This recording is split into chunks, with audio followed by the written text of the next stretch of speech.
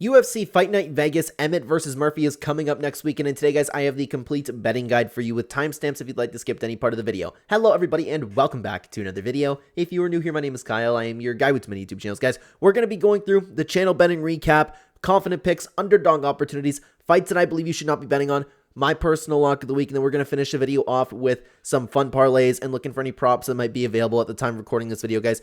Again, timestamps are there if you'd like to skip to any part of the video. Let's get started with the channel betting recap, and I'm very happy because after a rough week, we came back. Besides the fun parlay, we had a nice, clean sweep. We had single bets, and I kept things small because they are at Mexico City at elevation, so everything can possibly go wrong. You guys know the drill at this point when it comes to fights at elevation, but we bet on Lupi Godinez, Edgar Sheras, Brandon Moreno, and honestly, I know the fight got canceled, but Joe Pyfer. For him to lose, the sky would have had to fall. I'm a little bit surprised that the fun parlay busted, to be honest with you. Of course, the fun parlay is the only, it's a fun parlay, guys. I throw $5 at it, don't necessarily expect it to hit, but they're picks that I like. Rafa Garcia, he barely got through that. Christian Rodriguez, Melquizel Costa showed up, and Ronaldo Rodriguez, unfortunately, got embarrassed. Now, Christian Rodriguez was the interesting one because I really, really wanted to bet on him. What stopped me was Melquizel Costa is a very underrated fighter, so I'm glad that I didn't really throw anything at that.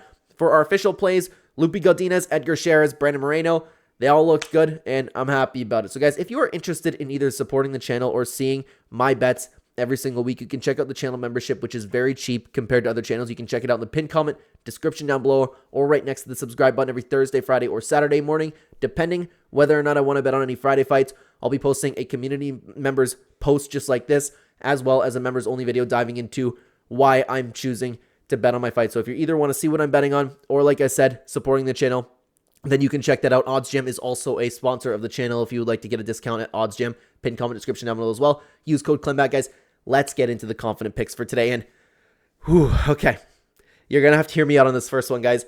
I am confident that Vanessa Demopoulos is going to beat Talita Alencar. If you've been following the channel, you might know that I have been not high whatsoever on Vanessa Demopoulos, but Talita Alencar, and I don't mean to be disrespectful, I believe she does not belong in the UFC one little bit, and that's saying something for this particular division. You got to think about it this way. First of all, Talita Alencar is very small for the division. Vanessa Demopoulos is as well, but Vanessa Demopoulos has the UFC experience. Talita Alencar, she's got nothing besides a big high kick, which I don't even think she can knock anybody out with. I don't care who the opponent is. I'm likely going to bet against Talita Alencar, to be honest with you. I'm surprised that she got by on a couple wins. Vanessa Demopoulos, on the other hand, yeah, the UFC wants to promote her for some reason. Even if the fight goes south, they might give her a robbery win. Split decision, Vanessa Demopoulos. I am highly considering on betting on this fight. I'd love to know what you guys think about that one, because I know you might think I'm crazy for having a confident pick in this fight, but Vanessa Demopoulos is a confident pick of mine. Let's continue on to one that might make a little bit more sense. Kennedy Nzechukwu. I believe that Kennedy Nzechukwu is going to do great against the unranked, maybe 8 to 15-ish number of heavyweights right now. He's looking very crisp, very fast. Excuse me if you can hear my notification there. Very crisp, very fast when he's moving up to heavyweight. I love that he has more skill over there. I'm worried that he might show up hesitant, but we haven't seen that since he moved up to the heavyweight division. Martin Bidet has not been impressive, and I think that Kennedy Nzechukwu will steamroll his way through somebody at the level of Martin Bidet right now. He's going to get some problems when he makes it towards the top 10, top 8 area, I think. But for now, Kennedy Nzechukwu, he's been looking good. Let's continue on to the next confident pick, Joe Anderson Brito. I believe this particular matchup is good for him with Pat Sabatini. Just pretty well, all he has to offer is a grappler. And with a guy that is the grappling level of Pat Sabatini, yes, a submission is always live. But Joe Anderson Brito, and if you guys have been following the channel, you might know that I've been very, very high on this guy. Joe Anderson Brito is one of the most violent fighters in the UFC. Even in his last fight, he had a split decision loss to William Gomez. It was a close fight. I believe he lost that fight, but his stock only went up from there. It was a fantastic, brutal, violent, technical war. Joe Anderson Brito is a very underrated fighter. He's in his prime right now. Pat Sabatini is exiting his prime. I believe that Joe Anderson Brito will be aggressive enough and have the grappling skills to get by whatever Pat Sabatini offers, and I believe Joe Anderson Brito will come on top of this fight. Let's continue on, guys, over to the last confident pick that I have for you, and it's going to be Lerone Murphy. Guys, Josh Emmett's 40 years old now.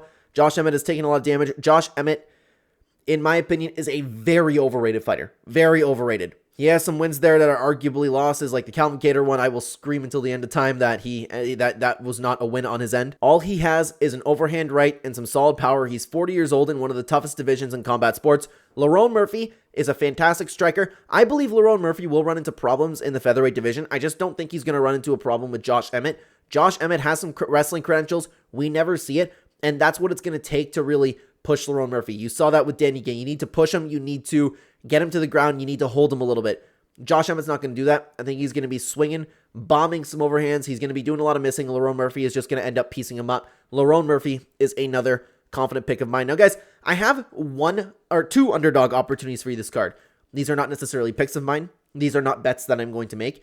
It's just if you're looking for value, if you're looking for an upset on the card, it would not shock me one little bit if these fights had an upset. And the first one is going to be Ode Osborne.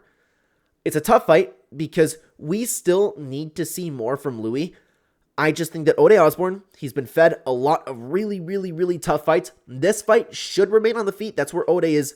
That's where Ode's strength is. He has a lot of power. He has a lot of experience in this division. I think that he's being completely looked over in this division, or in this fight, excuse me, in this fight right here. I don't mind his chances at all, and I wouldn't mind it if you wanted to put a bet on it. Let's continue on, guys. I have one more underdog opportunity for you, and that's going to be Davey Grant. It's more so because Daniel Santos hasn't really lived up to the potential that he has shown so far. And don't get me wrong, I still think he could have a great career, Daniel Santos. Perhaps we just overhyped him a little bit. And Davey Grant, at 39 years old, his age hasn't been showing. He's still scrappy. He's still a dog, and I believe that he can win any fight. Like, I just wouldn't pick Daniel Santos, and I wouldn't be like, okay, yeah, Daniel Santos is going to wipe the floor. Yeah, Davey Grant's 39 years old. Let's get that out of the way. Daniel Santos, easy peasy. Davey Grant's still a good fighter, okay? This one, I don't really know who's going to win this fight. It's just an underdog opportunity that I have for Davey Grant over here. Now, guys, let's continue on to two fights that I believe you should not be betting on. The first one being Daniel Frunza versus Reese McKee. I know that Reese McKee, everybody's counting out.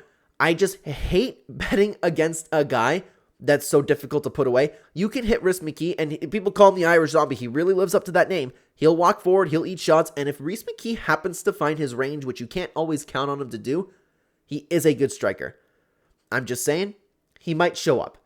I got a feeling on that one. I'm not saying he's going to win the fight. I'm saying it's enough where I don't want to bet on him against an unproven Daniel Frunza, okay? Let's continue on over to the next fight that I don't believe you should be betting on.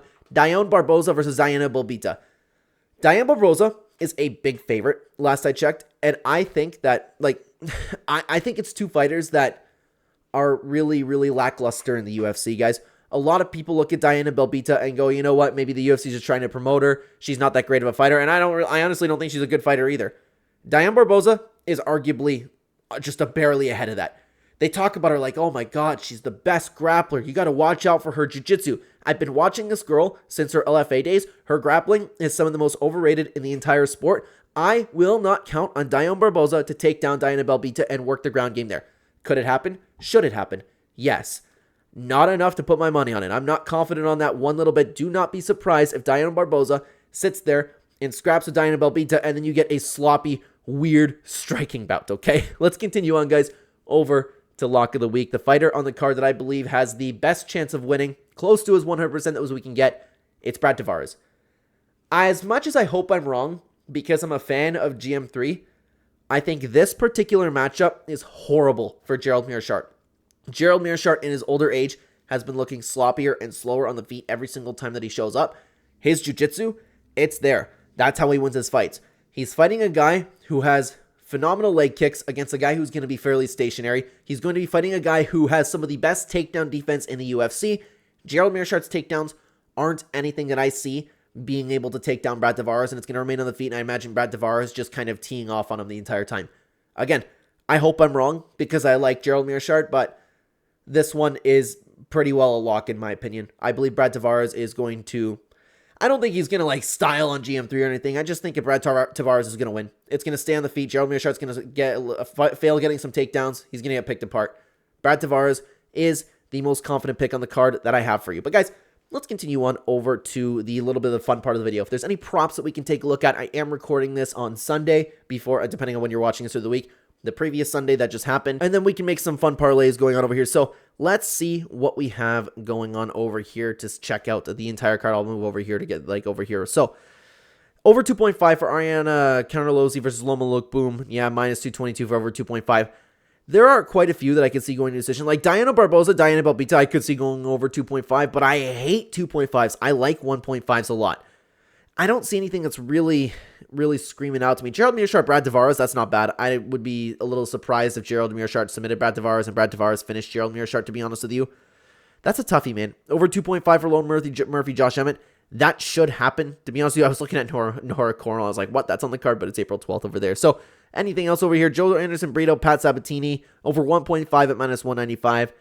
I don't love that. Robert Benelin, Torres, Finney, over 2.5 plus money over there. Same for Martin Bidet and Kennedy Zikchukwu.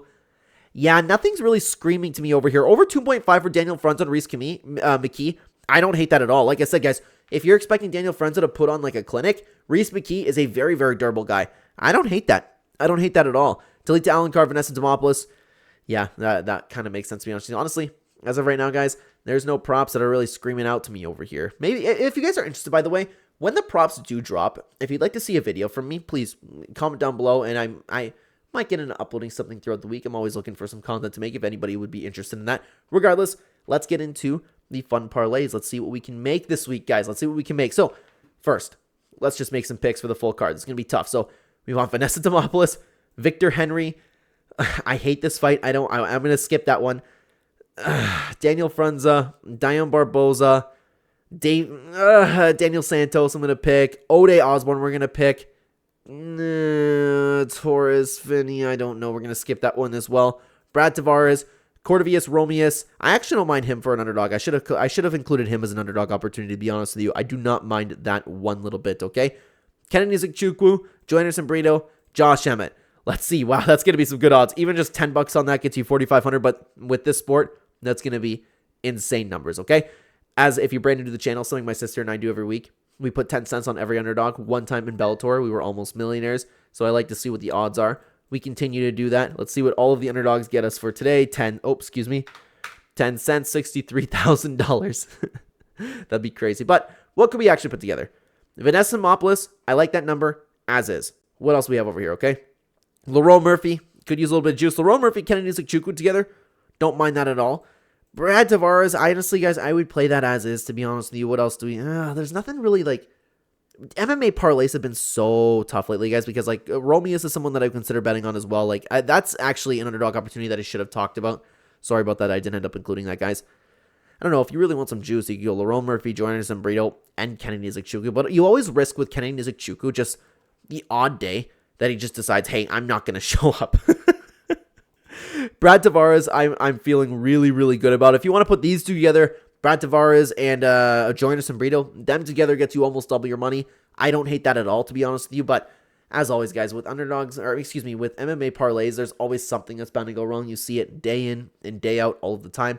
Let me know what you thought about the card down below. Thank you very much for watching, everybody. If you're interested in me diving into these fights as deep as we can possibly go, check out this video on screen right now. We would love to have you guys over there. Thank you very much for watching. Take care, everybody.